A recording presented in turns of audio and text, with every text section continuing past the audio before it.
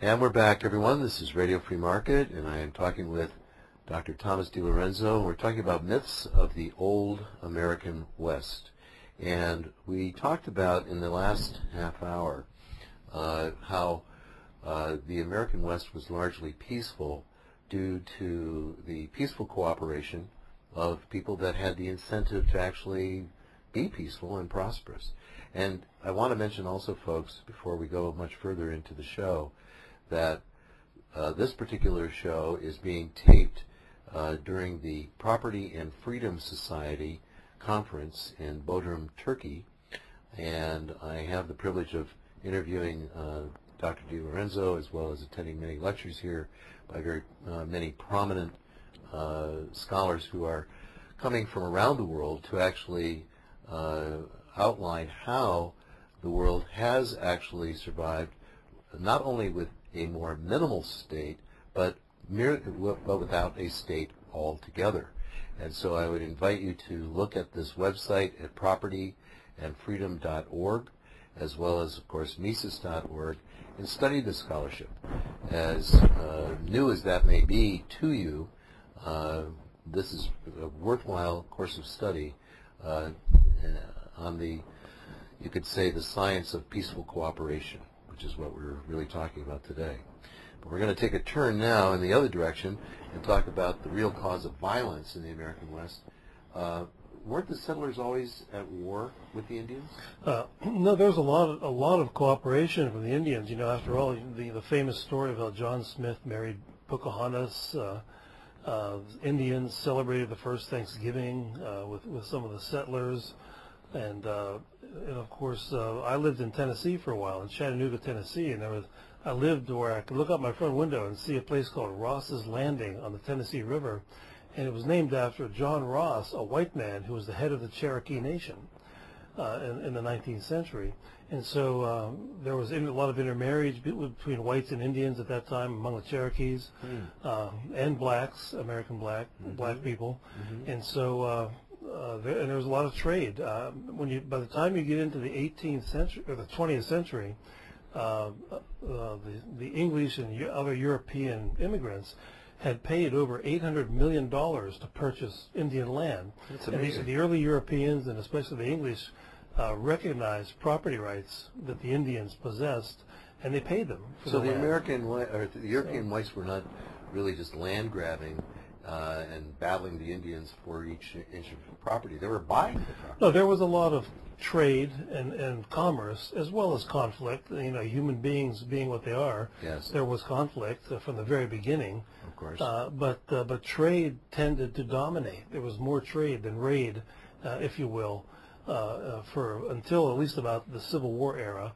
And like I said, it's human nature, isn't it, to think, well, I have two options. I can prosper and make money by engaging in the fur trade with Indians, or we can go to war. You know, which is preferable? War is always more costly, Right. and trade is always preferable to war in a situation like that. And so they cooperated in the fur trade and other places for many generations.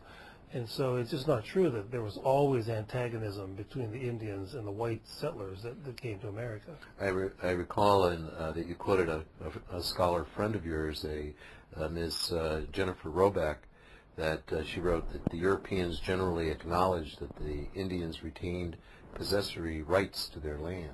Right. They recognize the property rights that they had to their land, and of course, if you don't do that, then it's all fair game, and you feel justified in taking it from them rather than paying for it like civilized human beings would do.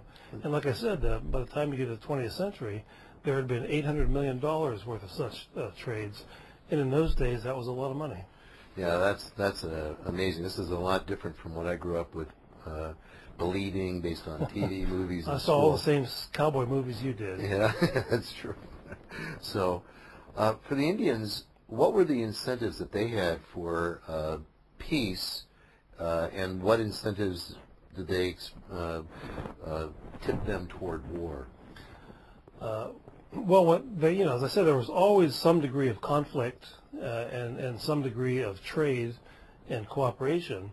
And I think the conflict, though, really intensified and accelerated during and after the Civil War.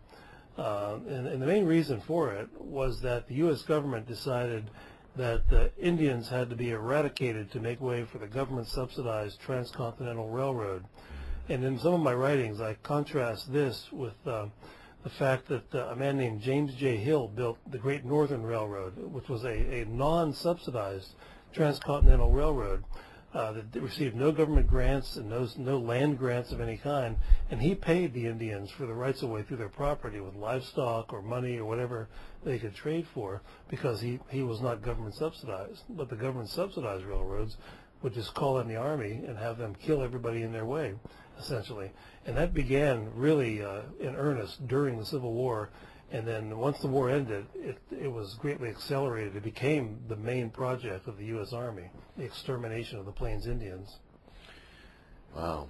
So we're going to talk more about this in the next segment. We don't really have time to go into another question and answer before we take another break. But it's pretty obvious that the Indians hated the standing army concept. But they were more okay with the militia concept. Right. And yeah, well, once the standing army was there, it made it very cheap for the railroad builders to get rid of the Indians. As long as we had militias, it was much more expensive. But the standing army was a way of socializing the cost of building the railroads. Okay. So we're going to take another quick break, folks. Please stay with us. This is Radio Free Market. We'll be back right after the break. Thank you very much for listening.